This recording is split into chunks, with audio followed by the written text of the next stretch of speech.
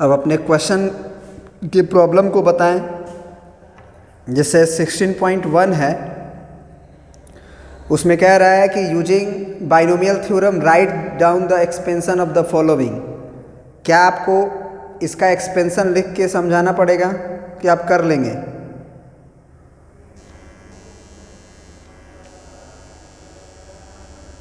बोलिए। किसी भी क्वेश्चन में दिक्कत हो आप पूछें।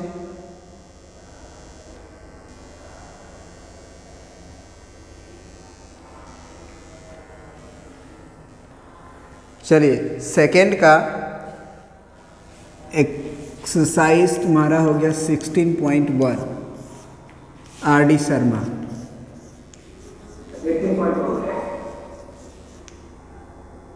18 है, 18.1। और क्वेश्चन नंबर 2 है, उसका पहला सवाल कह रहा है कि इवेलुएट द फॉलोइंग। दूसरा है इवेलुएट द फॉलोइंग। कल का जो थ्योरी पढ़ाए थे उसी पे बेस्ड क्वेश्चन है। पहला √(x+1) और +√(x−1) का पावर 6, फिर प्लस है √(x+1) -√(x−1) का होल पावर 6। क्या तुम्हें एक फॉर्मूला कल बताया गया था, याद कीजिएगा। x + y का power n plus x - y का पावर n, तो ये कुछ आया था 2 टाइम्स ऑफ nc0 x का power n plus nc2 x का power n-2 y2 plus nc4 x का पावर n-4 y का पावर 4 एंड सो ऑन। क्या आपको ये याद है? बोलिए। तो ये इसको समझ लीजिए आप कैपिटल X, इसको आप कैपिटल Y, फिर इसको कैपिटल X हुई हो जाएगा क्योंकि हूबहू यही चीज़ है, और इसको आप कैपिटल Y मान लो, तो आपको नज़र आ जाएगा कि ये एक्चुअल में लिखा हुआ है x + y का पावर 6 और प्लस x - y का पावर 6। तो ये डायरेक्ट जो है बन जाएगा 2 टाइम्स ऑफ nc0 के जगह पे हमें क्या लिखना चाहिए? 6c0, 6c0। पहला जो होता है उस पे पावर, तो √(x+1) पे पावर 6 होगा प्लस 6c2, सॉरी दूसरा पे पावर भी तो लिखना है, तो दूसरा पे तो यहाँ पड़ेगा नहीं क्योंकि वो 0 हो जाएगा, क्या 1 हो जाएगा। 6c2 √(x+1) का पावर 4 और √(x−1) का पावर कितना जी? 2। समझ में आया? प्लस 6c2 के बाद 6c4 √(x+1) का पावर 6 में से 4 गया 2, और दूसरा है √(x−1) उस पे पावर c का लोअर सफिक्स प्लस 6c6 पहला पे पावर 0 हो जाएगा तो डायरेक्ट दूसरा लिख लो, इस पे पावर 6। क्या ये समझ में आया? इतना 6 तक ही तो जाओगे ना, क्योंकि 6c6 के बाद 6c8 नहीं लिख सकते हो। 6c0 का वैल्यू तुम्हें बताया गया था 1, तो x + 1 का पावर 6 होगा, तो तुम सोचो कि ये वहाँ यहाँ पे 2 छुपा रहता है, तो 6/2 होगा तो 3 होगा। x + 1 का पावर क्यूब होगा, बोलो। 6c2 का वैल्यू एक और तरीका से निकालने बताएं। 6c2 का वैल्यू जो फार्मूला से निकालते हो, factorial 6 divided by factorial 2 into factorial 4 करते हो ना, तो फैक्टोरियल 6 को लिखते हो 6 गुने 5 गुने फैक्टोरियल 4 और divided by factorial 2 into factorial 4। ये कट जाएगा, 2 से 3 कटेगा, 15 आएगा। एक तरीका और तुम्हें बता रहे हैं, फैक्टोरियल्स को इवेलुएट करने का। ध्यान से समझने की कोशिश करना, ठीक है। 6 का गुना करते रहो कम करते हुए 2 बार तक, 6 का गुना करते रहो कम करते तक 2 टाइम्स। जैसे 6 और कै बार करना है, बस 2 बार, तो 6 × 5 कर लिए जी। समझ में आया? ये जितना लिखेगा उतना कम बार में आप जाओगे। जैसे 3 लिखता तो 4 तक जाते, 1 2 3 हो जाता, और नीचे 2 का फैक्टोरियल, यानी कि नीचे वाला जो है उसका फैक्टोरियल 2 × 1, क्या 15 आता? बोलो। yes, 15C4 रहेगा, तो 15C4 का वैल्यू निकालने के लिए आप 15 का मल्टीप्लाई कम करते हुए चलो। 15 × 14 × 13 × 12, रोक देंगे आप, 4 तक ही गुना करेंगे, अब रोक देंगे। और नीचे जो होगा वो 4 का फैक्टोरियल, 4 × 3 × 2, आप फार्मूला से भी निकालोगे यही आएगा। 4 × 12 से 12 गया, 2 × 7 = 14 से 14 गया, फिर प्रोडक्ट करके निकाल लेंगे, ठीक है। तो उसी तरह से 6C2 का भी वैल्यू निकालना है, तो 6 का मल्टीप्लाई 2 बार करो, 6 × 5 और नीचे 2 × 1, और इस पे पावर अगर 4 है तो यहाँ 2 छुपा रहता है, तो बाई 2 से कटेगा तो स्क्वायर बचेगा, yes, और x - 1 का स्क्वायर है ही, तो केवल x - 1 होगा, प्लस 6C4 का मल्टीप्लाई करना है, तो क्या ये 6C2 के ही बराबर होगा? 6C2 के ही बराबर होगा। 6C4 6C2 के ही बराबर होगा, बताए थे ना। NC n - r के भी बराबर होता है, वहाँ से भी 15 होगा, और यहाँ से भी आप कह सकते हो कि 6 का मल्टीप्लाई 4 बार करो, तो 6 × 5 × 4 × 3, 4 टाइम्स हो गया 4 बार, और नीचे 4 का फैक्टोरियल, 4 × 3 × 2 × 1, तो 4 × 3 4 × 3 कट गया, 2 × 6 कट गया, देख लो 15 फिर से बचा। यहाँ पे पावर 2 है, तो क्या x + 1 केवल बाहर हो जाएगा। यहाँ पे पावर 4 है, तो क्या x - 1 का स्क्वायर हो जाएगा। 6C6 का वैल्यू तो 1 होता ही है, और इसमें x - 1 का पावर 3 हो जाएगा। ये आंसर दे रहा है आपको।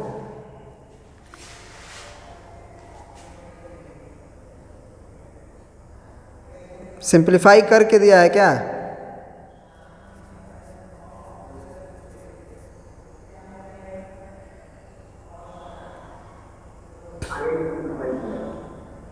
और भी सिंप्लीफाई किया जाए, कर लो। तो 2 टाइम्स ऑफ a + b का होल क्यूब कितना होता है? a³ होता है, b³ plus b³ plus 3a² plus 3ab² हो गया। प्लस यहाँ देखो ये 15 रहेगा, और अंदर अंदर देखो ये क्या होगा, x - 1 पहले लिख लो, इसको कर दो स्क्वायर, तो a² plus 2ab plus b², और ये भी 15 होगा। ब्रैकेट में x + 1 पहले है, रहने दो, इसको ऑपरेट कर दो, तो x² - 2ab और प्लस b², फिर a - b का क्यूब है, तो a³ प्लस -b³ है ना, -3a² b प्लस 3ab² हो गया। बोलिए, अब देखो ध्यान से, x³ को एक साथ अगर करना चाहो तो चलो पहले और भी एक बार मल्टीप्लाई कर ही लेते हैं, है ना। यहाँ पे मल्टीप्लाई करने का हमें करना पड़ेगा। अच्छा, x³ ऐसे कितनी बार हो रहा है? यहाँ से x³ आ रहा है, और कहीं है क्या अभी तक में? यहाँ है, तो एक्स क्यूब 2x³ हो जाएगा। बोलिए। फिर x² से ये देखिए, ये 3x² और ये -3x² कट जाएगा। बोलिए। और ये +3x है, ये +3x है और लास्ट में भी +3x है, +6x होगा। ये +1 है और ये -1 है, कैंसिल आउट हो जाएगा। अब केवल बचा हुआ है कौन सा? गुना करने वाला, ये वाला और ये वाला। तो अब गुना करके लिखिए। तो प्लस पहले x का गुना करिए, तो यहाँ से x³ होगा, x³ में 15 से गुना कर दीजिए, 15x³। फिर इस x का 2x में गुना करिएगा तो 2x², 15 से गुना होगा तो 30x²। फिर यहाँ से +15, फिर -1 से x² में गुना करिएगा तो -x² और 15 भी रहेगा तो -15x²। ठीक है। और फिर -1 का 2x में करिएगा तो -2x, तो -30x और -15। ठीक है। फिर यहाँ पे गुना करिए तो ये x³ होगा तो +15x³। फिर इसका इसमें होगा तो 2x² तो 30 हो जाएगा, -13x²। ठीक है। और फिर +x होगा तो +15x।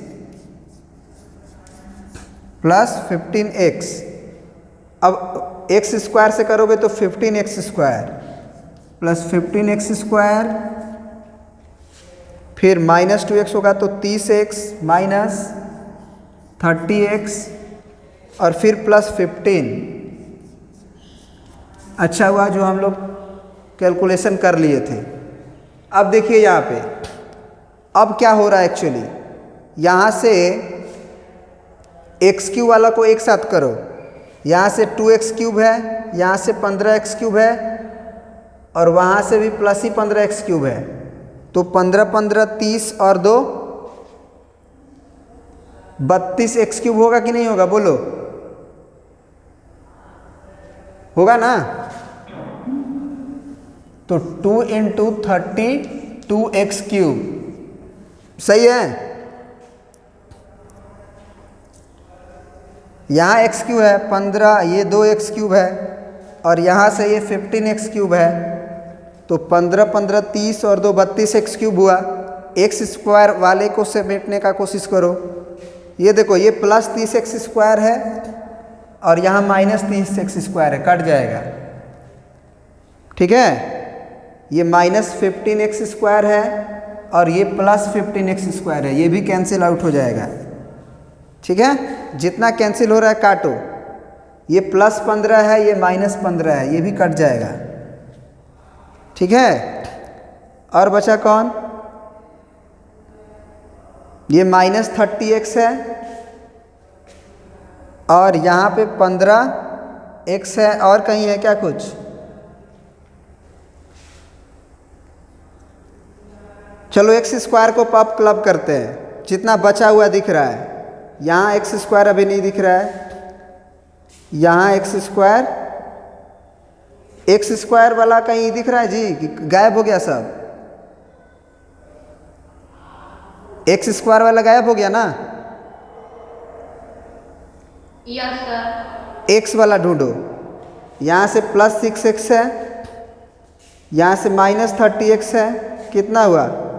-30x और यहाँ से -30x, 30 30 60x हो गया माइनस में, और 60 में से 15 घटाओ, कितना हुआ?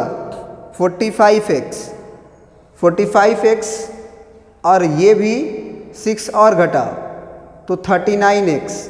क्या सही हम बोल रहे हैं? -39x। अब तो कहीं नहीं ना है x का टर्म। ठीक है।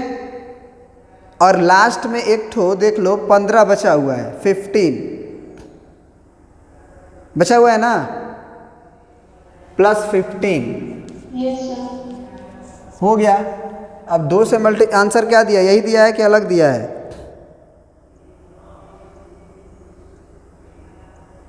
तुम इसमें से क्या कॉमन, अच्छा हमको लग रहा है ना कि वो 15 कांस्टेंट जो टर्म है वो भी कटेगा। कांस्टेंट जो टर्म है वो कटेगा।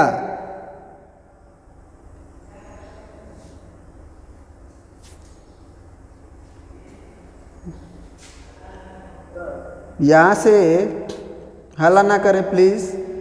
यहाँ से -15 होगा ना जी?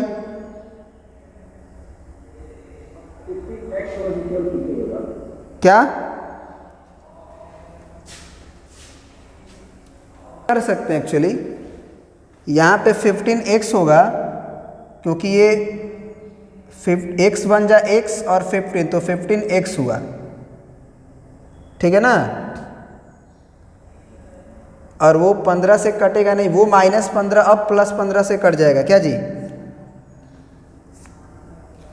अब एक -15 +15 से वाले से कट जाएगा, और जो पहले एक काटे थे उसको मैनेज करना पड़ेगा। एक काम कीजिए ना, आप कर सकते हैं ना, अरे आप कर सकते हैं ना। Yes, sir. तो आपको हमने मेन चीज़ समझा दिया, कॉन्सेप्ट समझा दिया कि इस दोनों का एडिशन टाइप है तो ये फार्मूला की तरह यूज होगा क्योंकि बीच में प्लस है। अब उसके बाद आप ऑपरेट कर दो, है ना। कैलकुलेशन गलती हो सकता है लेकिन आप जो है ध्यान रख के करें, गलती नहीं होगा। और कोई क्वेश्चन में दिक्कत है? Sir, 18 कितना?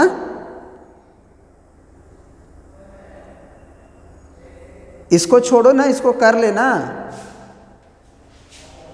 सर एक हम क्वेश्चन भेजे व्हाट्सएप पर। भेजे हो क्या? क्वेश्चन तो बहुत लोग भेजे। Yes sir. Ayush Pandey, question number नहीं बताए। क्वेश्चन नंबर 12 भेजे कहाँ हो तुम? आयुष पांडे 11, तुम्हारा 28 29 दिखाई दे रहा है। जब क्लास स्टार्ट हुआ तब भेजे। 28 29 है, देखो 28 एंड 29 को देखो, इसको मिटाते हैं बोर्ड। इसी एक्सरसाइज का है ना बाबू?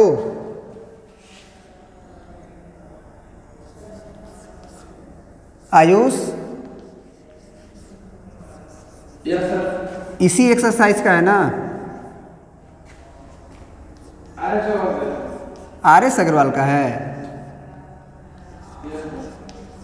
तुम लोग को बोलते हैं एक बुक पहले बना लो तो तुम लोग सब बनाओगे एक ही साथ।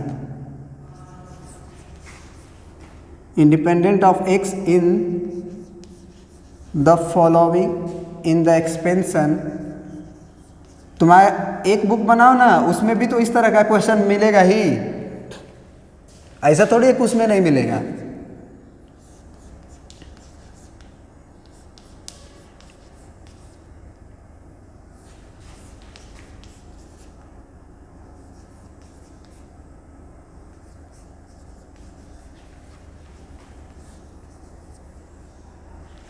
यही क्वेश्चन है ना?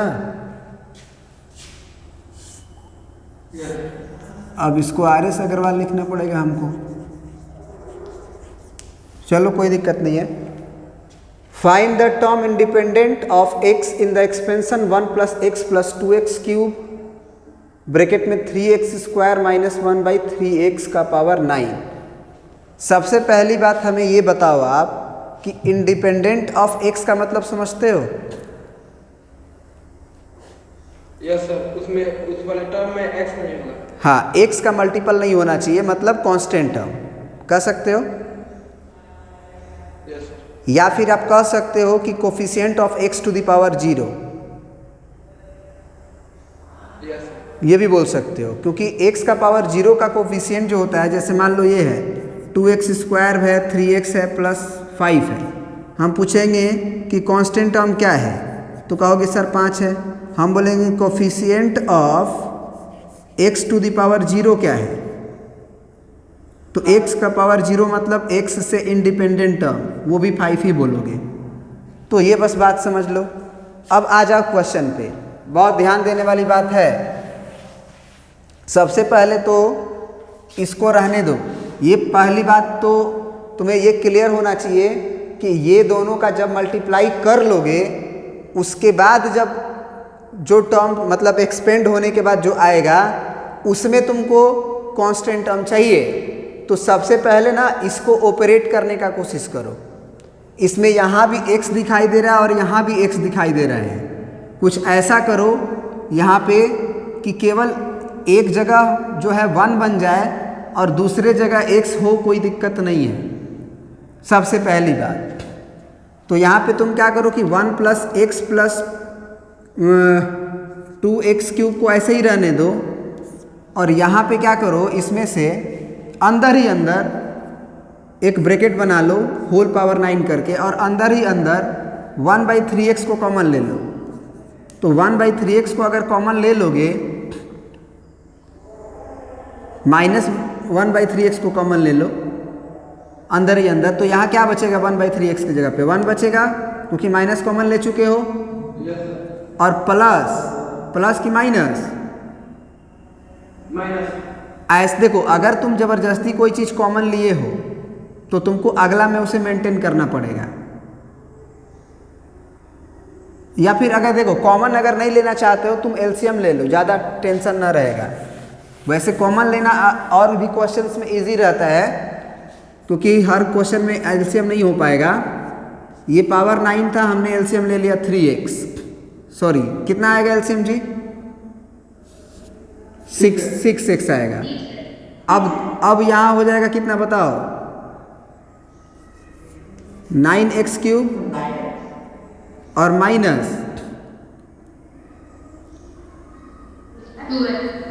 2 केवल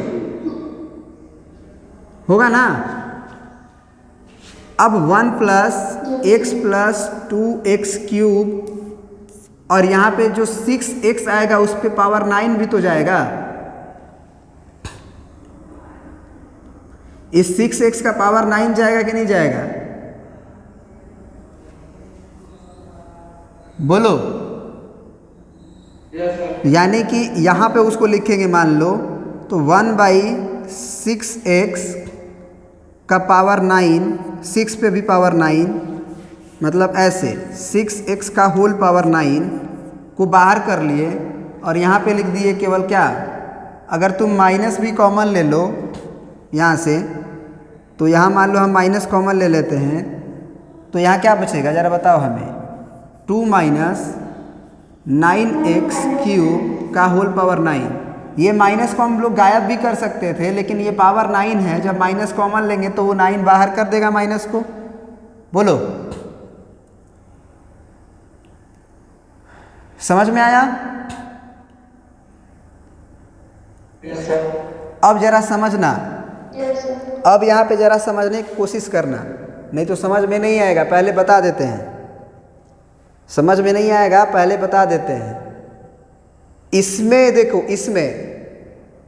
इसमें कोई भी सोचो कि ऐसा सोचो कि इसके जब एक्सपेंड किया जाएगा, समझने का कोशिश करना, इसको जब एक्सपेंड किया जाएगा तो इसके टर्म से 1 से सारे में मल्टीप्लाई होगा, इस x से सारे में मल्टीप्लाई होगा, इस 2x³ से सारे में मल्टीप्लाई होगा। Yes sir. इस 1/6x का पावर 9 से भी मल्टीप्लाई होगा। ये 6x का पावर 9 से भी तो सारे में मल्टीप्लाई होगा। नहीं समझ रहे हो तुम लोग?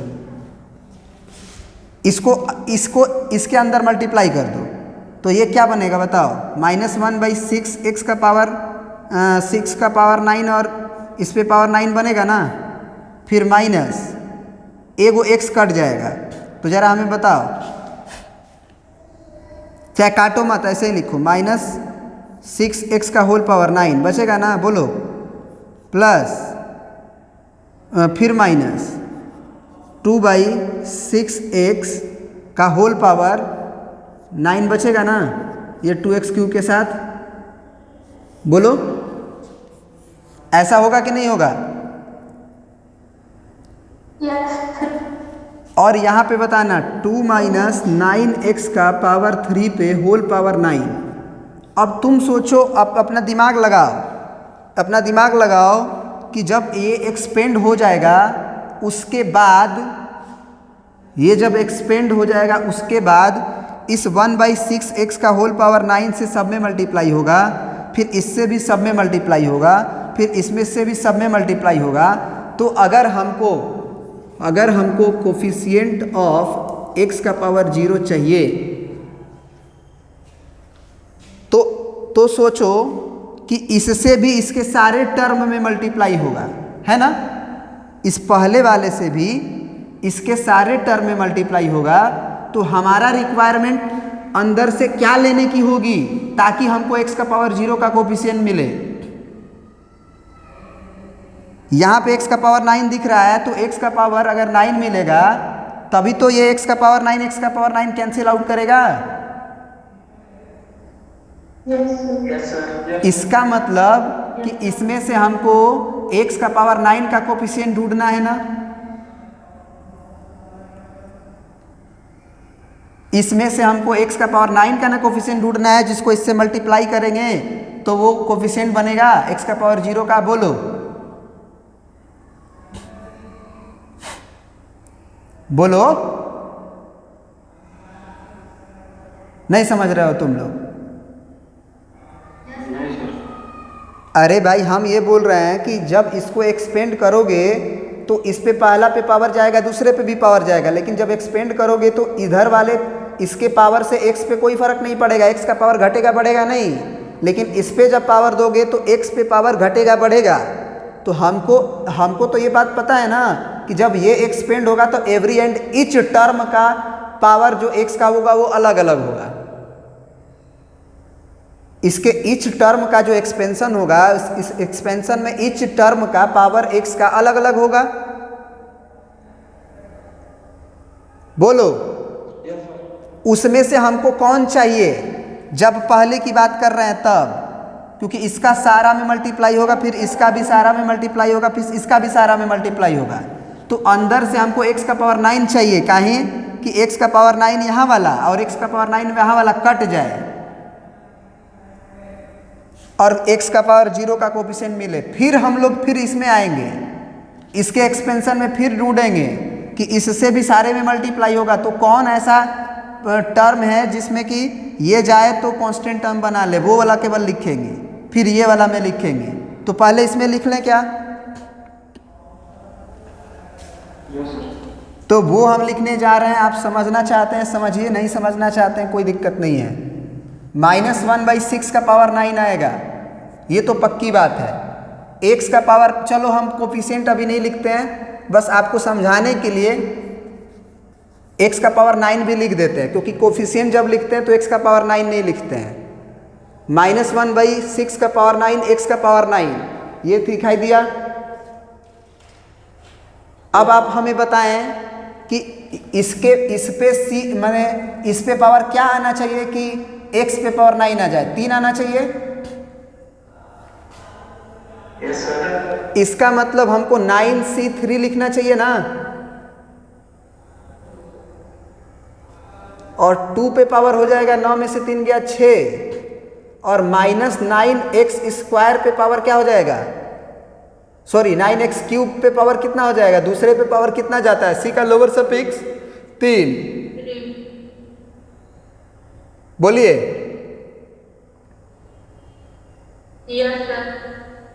हम बस इसलिए x का पावर 9 लिख रहे हैं ताकि यहाँ पे x का पावर 9 कट के आपको दिखाई दे देगा कि कांस्टेंट टर्म बच जाएगा। बाकी कोई भी, सुनिएगा ध्यान से, बाकी कोई भी एक्सपेंशन, इसमें का जो एक्सपेंशन आएगा, बाकी कोई भी एक्सपेंशन में इसका मल्टीप्लाई जब होगा x का पावर 9 का, तो वो कांस्टेंट टर्म को जनरेट नहीं करेगा। बोलिए सही बात है कि नहीं? कोई भी टर्म जो है x का पावर 9 को जनरेट नहीं कर सकता है, आप देख सकते हैं। या तो वो कुछ और कर देगा। तो फिर देखिए अभी खेल ख़त्म नहीं हुआ है, अभी खेल ख़त्म नहीं हुआ है। इसके एक्सपेंशन में ये भी कांस्टेंट टर्म बना सकता है, क्योंकि एक्चुअली इसमें x का पावर कितना है डिनोमिनेटर में? 8 है। जब कटेगा बेसिकली तो ये डिनोमिनेटर में x का पावर 8 बनाएगा। क्या आप इसमें से x का पावर 8 कभी भी बना सकते हैं? आप क्या करोगे भाई, 9c 0 से लेके 9c 9 तक ही ना डालोगे। तो जब 9c 0 से लेके 9c 1 तक डालोगे तो 1 भी पड़ेगा तो भी पावर 3 देगा, 2 पड़ेगा 6 दे देगा, 9c 1 पड़ेगा तो 3 देगा पावर x में, और 9c 2 पड़ेगा तो पावर 2 करेगा, 3 दूना 6 देगा। तो और फिर 3 करोगे 9c 3 तो 3 तिया 9 करेगा। अब ज़रा बताओ कि 9 के बाद और तो 12 कर देगा, तो क्या कोई भी टर्म इसका ये x का पावर 8 से मल्टीप्लाई होके बना पाएगा कांस्टेंट टर्म? No sir. तो ये मेरे लिए फालतू हो गया। इसमें क्या, इसका कोई भी इसके टर्म से मल्टीप्लाई होके कांस्टेंट टर्म नहीं बना सकता है। अब आ जाओ इस पे, इसमें वास्तव में x का पावर कितना है डिनोमिनेटर में? 6। ये इसमें का टर्म से माने मैनेज होके बना सकता है कि नहीं कांस्टेंट टर्म? यस सर, बना सकते हैं। बना सकता है। अब तुम लोग खुद बताओ कि हम क्या लिखें। पहले वो लिखेंगे ना, क्योंकि वो भी मल्टीप्लाई होगा ना। तो बताओ क्या लिखें? 9c2 माइनस, पहले ये लिख ले भाई, ये भी जिम्मेदार है कोफिशिएंट में जब गुना होगा तो। -2/6 का पावर 9 और x का पावर 6 होगा। बोलो। Yes sir. Yes. और इनटू में, Yes, sir. इनटू में बताओ 9c, 2. हाँ यही सुनना चाहते थे। 2 पे पावर 7 और -9x पे पावर 9x³ पे पावर 2। अब तुम खुद सोच लो कि ये 3 दूना के 6x पे पावर, ये x का पावर 6 कट जाएगा। हमको कोएबल कोफिशिएंट चाहिए। हम इसलिए x का पावर लिखे ताकि आपको समझ में आए कि वो कट रहा है। लिखने की आवश्यकता नहीं थी, क्योंकि कोफिशिएंट ऑफ x का पावर 0 चाहिए था, x नहीं चाहिए था। तो वो तो x कट ही जाएगा, तो टेंशन क्या है। ये वाला x का पावर 6, ये का पावर 6 कट ही नहीं जाएगा। अब यहाँ बताइए, ये -1/6 का पावर 9 और ये 9c3 का वैल्यू निकाल के बताइए। 9 गुने 8 गुने 7, 3 बार करेंगे, और नीचे 3 गुने 2 गुने 1, क्या सही है? फिर 2 का पावर 6, फिर यहाँ से -9 का पावर 3, फिर यहाँ से देखिए -2/6 का पावर 9, 9c2 का वैल्यू के लिए क्या करेंगे जी? 9 × 8, नीचे 2 × 1, यहाँ पे 2 का पावर 7 और इंटू 9 का पावर 2, माइनस गायब हो जाएगा ना। बस अब जितना कॉमन ले सकते हो कॉमन लेके उसको सिंप्लीफाई करो, काट सकते हो काटो। जैसे यहाँ से दिख रहा है कि 2 से 4 कट जाएगा और 3 से 3 कट जाएगा, 3 × 9। फिर यहाँ से ये 2 से ये 2 कट जाएगा, और ये ऊपर में इंटू 9 का पावर 2 है। तो एक बात बताओ हमें, क्या इसे हम लिख सकते हैं -1/3 का पावर 9 और इंटू 2 का पावर 9? बोलो। Yes sir. और यहाँ पे बताना इंटू, ये 3 है तो 3 इंटू, यहाँ 4 को हम लोग 2 का पावर 2 इंटू 7 लिख सकते हैं जी। यहाँ देखो ये इंटू 2 का पावर 6 से रहने दो, इसको हम लोग 3 का पावर, ये माइनस क्या आएगा बाहर, इसे प्लस कर दें। ये पहले से एक माइनस था, ये माइनस प्लस, ये 3 का पावर क्या होगा 2 अंदर, 3 × 3 जाना, बोलो तो 3 का पावर 2 और पावर फिर 3, तो 3 का पावर कितना हो जाएगा? 6 होगा। इस 9 को अंदर ही अंदर 3 का पावर 2 लिख दिए और होल पावर 3 था, तो 3 का पावर 3 दूना के 6 हो गया। फिर ये माइनस है वो लिखेंगे। ये कितना आया एक्चुअली? ये देखो कुछ, ये 6 का पावर 9 है बेसिकली, याद रखना। तो ये 2 का पावर कितना? 3 और 2 का पावर 9 और 3 का पावर 9, और ऊपर में ये देखो 9 को हम लिख सकते हैं 3 स्क्वायर। यहाँ देखना 3 स्क्वायर, और यहाँ पे बताओ 9 का स्क्वायर है तो 3 स्क्वायर का स्क्वायर लिखोगे ना, तो 3 का पावर कितना आया? 4, और यहाँ 2, तो 4 2 6 हुआ, तो 3 का पावर 6 लिखो, और 2 का पावर यहाँ 3 और यहाँ 7, तो 7 3 10 हुआ। क्या ये बात समझ में आया? बोलो। अब देखो, पहले तुम 3 पे पावर ऊपर में मैनेज करो, तो ऊपर में 3 का पावर 6 है और एक 7 है, तो नीचे 3 का पावर 9 है, तो नीचे में बचेगा 3 का पावर 2। ये तो सही है ना?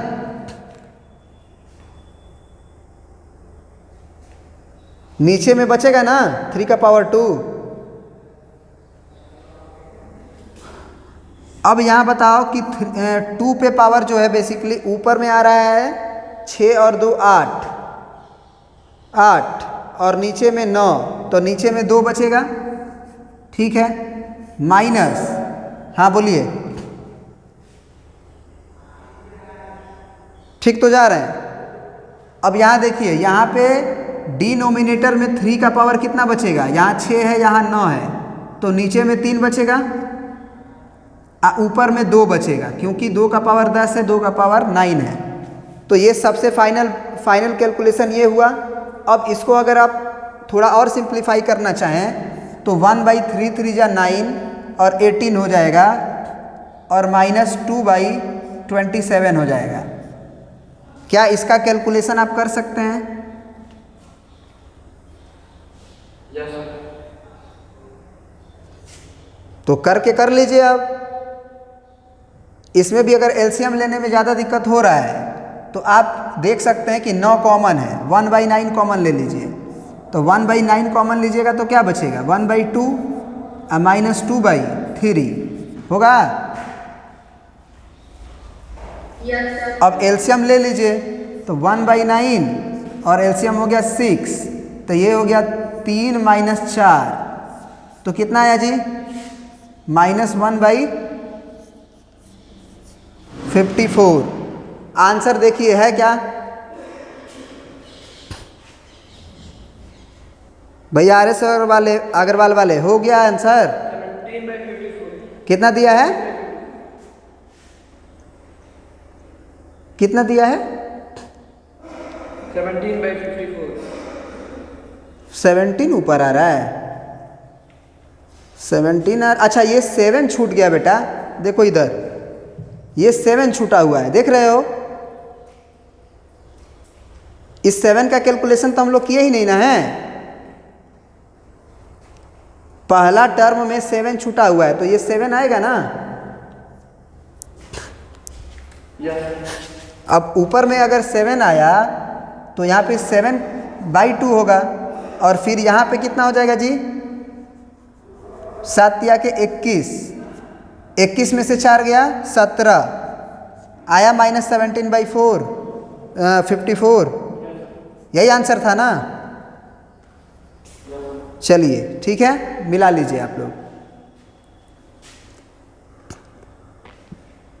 क्वेश्चन पे एट ए टाइम आपको सोचना पड़ेगा कि क्या करें। आप और भी क्वेश्चन पूछें इस तरह का, शायद आप एक और क्वेश्चन पूछे हैं 29, इसको भी देख लेते हैं इसी में। बिल्कुल, इसको प्रिंट कर लीजिए इसके बाद, ठीक है। इसमें भी वही क्वेश्चन है कि फाइंड द कोफिशिएंट ऑफ, अच्छा इसमें अलग है, इसमें इंडिपेंडेंट टर्म नहीं पूछ के क्या पूछ लिया है? Coefficient of x. अब कोफिशिएंट ऑफ एक्स पूछ लिया है तो सोचो कि जब इसको एक्सपेंड करोगे तो आफ्टर एक्सपेंड ये 1 का भी सब में मल्टीप्लाई होगा, 3x का भी सब में मल्टीप्लाई होगा, 3x स्क्वायर का भी सब में मल्टीप्लाई होगा। ये बात तो क्लियर है। Yes sir. अब तुम्हें अगर x का कोफिशिएंट चाहिए तो 1 का जब मल्टीप्लाई इधर अंदर करोगे तो 1 के मल्टीप्लाई के बाद इधर से कौन सा कोफिशिएंट लेना चाहिए हमको? x का कोफिशिएंट ही लेना चाहिए ना। Yes sir. जब 3x से मल्टीप्लाई करेंगे तब क्या लेना चाहिए था हमको? X square. क्या? कांस्टेंट टर्म लेना चाहिए इधर से बाबू। Yes sir. कांस्टेंट टर्म लेंगे तब ना 3x से मल्टीप्लाई होके x का पावर 1 ही रखेगा, और इससे मल्टीप्लाई करेंगे तब क्या लेना चाहिए? बनेगा ही नहीं कभी।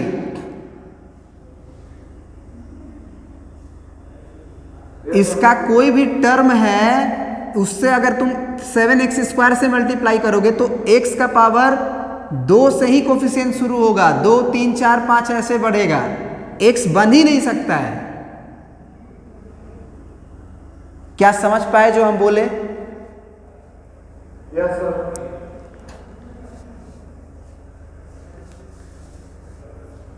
यहां से तो साफ दिख रहा है कि नहीं 1 है तो x का कोफिशिएंट चाहिए डायरेक्ट, 3x है तो हमको डायरेक्ट कांस्टेंट टर्म मिल जाए तो काम चल जाएगा। फिर 7x स्क्वायर है तो हमको एक्चुअली x का पावर -2 का कोफिशिएंट चाहिए, तब ना x का पावर -2 का कोफिशिएंट ढूंढेंगे तो ये -2 + 2 0 हो जाएगा। तो x का पावर -2 का इससे कोफिशिएंट मिलेगा ही नहीं। सॉरी, x का पावर -1 का कोफिशिएंट चाहिए, -1 का कोफिशिएंट चाहिए तो वो मिलेगा ही नहीं कभी। तो इसका मतलब इसका आंसर हम क्या लिख सकते हैं? 1 है तो 1 इंटू उधर से 16c 1 पे पावर 15 और -x पे पावर 1, ये होगा पहला 1 से मल्टीप्लाई होने के बाद। फिर -3x अंदर से क्या ले 16c 0 1 पे पावर 16 और -x पे पावर 0, इसको लोगे तो कोई मिलेगा ही नहीं, बस इतना ही। तो ये कितना आ गया? 16c1 का वैल्यू 16 होता है, ये तो माइनस करेगा तो ये -x भी हो गया, 1 का पावर 15 कुछ नहीं कर पाएगा, -3x है, 16c0 का वैल्यू 1 होता है, ये भी 1 ये भी 1, तो 16x - 3x -19x, तो x का कोफिशिएंट कितना मिलेगा? -19। समझ में आया क्या? Yes sir. चलिए और कोई क्वेश्चन पूछें आप लोग? कुलसुम भेजी है x का पावर -15। चलिए ये भी क्वेश्चन बता ही देते हैं कुलसुम का। कहाँ का क्वेश्चन है? आर डी शर्मा का है बाबू। आर डी शर्मा का कौन सा क्वेश्चन है? 18.2 का 4 का थर्ड। 18.4 का 4 का थर्ड, यही ना?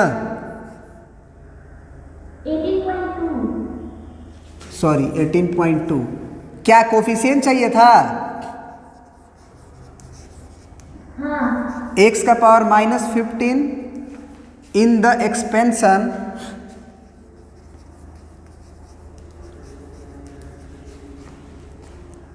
बाहर में 9 है जी कि ऑफ है? देखो तो हमने क्वेश्चन सही लिखा है।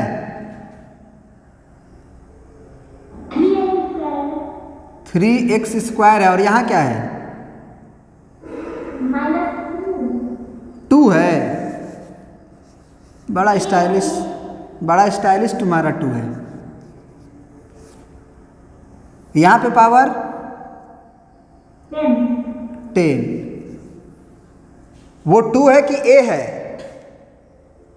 ये है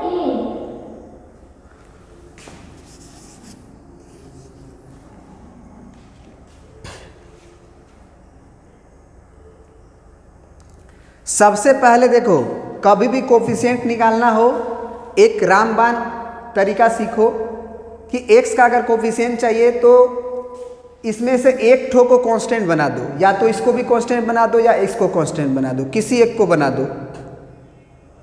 उसके लिए तुम्हें एलसीएम लेना पड़ेगा हमेशा। क्यों ऐसा बोला जाता है? क्योंकि एक को कांस्टेंट बना दोगे तो जो पावर एक डिफरेंस करके पैदा करता है वो पहले वाले पे जब पड़ेगा तो अगर वो कांस्टेंट टर्म है तो उसके x पे पावर आने से कोई फर्क नहीं पड़ेगा। कांस्टेंट टर्म तो हम लिख ही लेंगे, x पे पावर आ ही नहीं पाएगा क्योंकि वो कांस्टेंट रहेगा।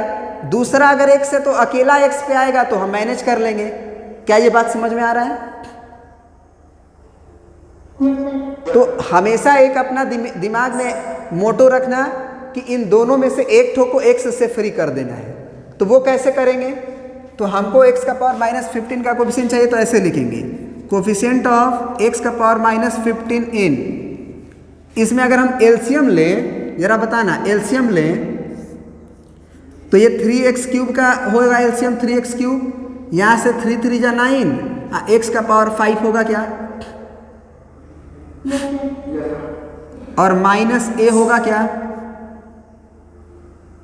पावर 10। अब क्या हम इसको, ये पावर 10 होने की वजह से हम इसको फ्लिप भी करें तो कोई फर्क पड़ेगा क्या? अगर इवन पावर रहता है तो कोई फर्क पड़ेगा? अगर हम फ्लिप भी कर दें तो नहीं करेगा, यानी a - 9x का पावर 5। और जरा सोचो, इसको बाहर कर लें, 1/3 का पावर 10 और x का पावर 10 और 3 13 की 30। अच्छा, पावर में पावर का मल्टीप्लाई होता है, 3 10 में 30 हो जाएगा। सही है?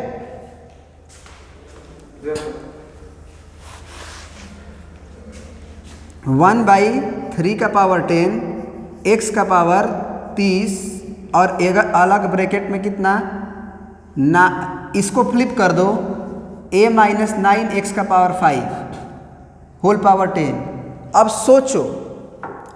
सोचो कि अगर x का पावर -15 का कोफिशिएंट तुम्हें चाहिए प्रॉपर, तो इस वाले का मल्टीप्लाई इसके पूरे एक्सपेंशन में होगा कि नहीं होगा?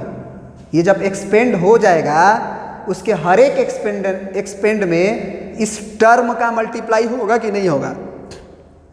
Yes sir. तो तुम सोचो कि x का पावर -15 का कोफिशिएंट चाहिए तो अंदर से आखिर क्या निकाले ताकि x का पावर 30 से कैलकुलेट होके वो x का पावर -15 का कोफिशिएंट दे। x का पावर 15 निकालना पड़ेगा।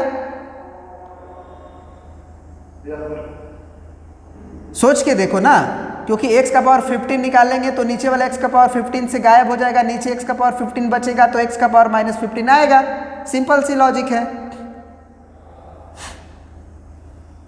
बोलो।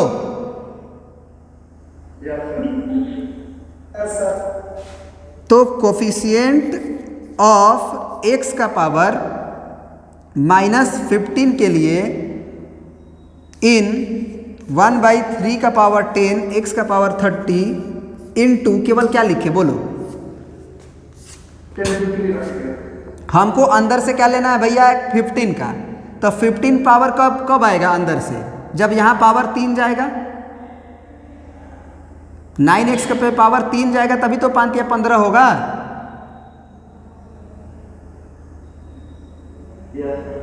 तो 10c3a पे पावर 10 में से 1 गया, 10 में से 3 गया 7 और -9x5 का पावर 3।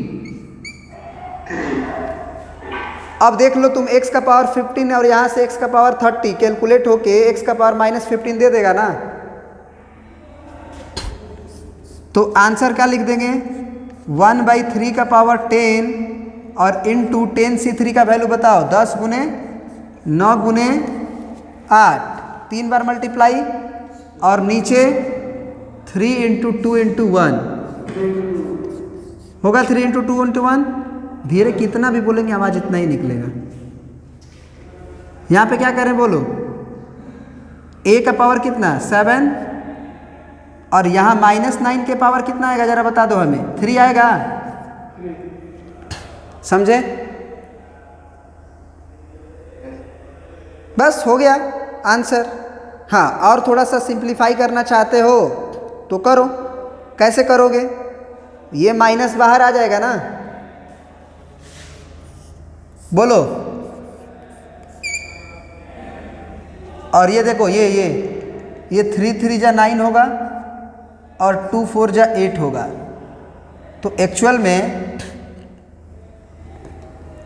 और अगर लिखना चाहो तो क्या लिख सकते हो, 2 का ये 2 × 5 होगा ना, तो 2 × 5 इंटू एक्चुअल में 3 का पावर कितना आएगा बताओ तो। यहाँ से 3 का पावर 1 है और यहाँ से 3 का पावर 6 है ना, देखो तो 3 का पावर 6 और 1 3 का पावर 7। बस नीचे 10 कहाँ से, वो तो है पहले से लिखा गया है, और 4 है 4, तो ये जो 4 है इसको हम लोग यहाँ से 2 का पावर, यहाँ से 2 × 5 में एक ठो था और यहाँ से 2 का स्क्वायर था तो 3 हुआ, तो 2 का पावर 3, सही है ना। अब a का पावर 7, कुछ छूटा तो नहीं। तो इसका मतलब कि 3 का पावर केवल 10 कैलकुलेट होगा, तो यहाँ से हम लिख सकते हैं 3 का पावर नीचे में कितना बचेगा बताओ, 7 बचेगा कि 3 बचेगा। तो ऐसे लिख सकते हैं -5a का पावर 7 -5a का पावर 7 2/3 का पावर 3।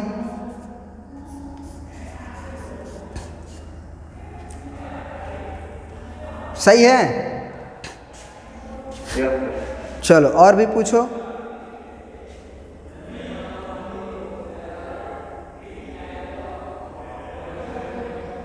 सर्वानंद तिवारी, तुम क्या पूछ रहे हो भाई? कौन सा क्वेश्चन चाहिए इसमें तुमको? सर्वानंद तिवारी, सर वो नहीं है। तुम भेजे हो ना? अच्छा वो नहीं है तो क्वेश्चन कैसे भेज दिया? भाग गया क्या सर? अच्छा क्लास है क्या तुम लोग का इसके बाद? नो सर, सस्पेंड हो गया। अच्छा सस्पेंड हो गया। इसमें देखो सर्वानंद तिवारी ने एक क्वेश्चन भेजा है, बढ़िया क्वेश्चन, कि सो दैट 9 का पावर n+1, देख लो 9 का पावर n+1 और -8n और -9 is divisible by 64, find n। बोला कि ये जो नंबर है वो 64 से अगर डिविजिबल है तो फाइंड n।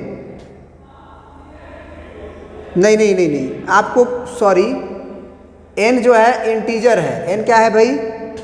एक पॉजिटिव इंटीजर है, तो आप प्रूफ करो कि ये जो एक्सपेंशन आएगा वो 64 से डिविजिबल होगा, ये बात प्रूफ करो। तो आज 13 बच्चे हैं इसीलिए इस क्वेश्चन को नहीं बताएंगे। इसी का हम बोल रहे थे कि इसी में कॉन्सेप्ट लगता है थोड़ा सा, आप सॉल्व भी करें, खुद से भी सोचें, नहीं तो फिर हम कल बताएंगे आपको, ठीक है? यस। चलिए थैंक यू, आज इतना ही रहने देते हैं।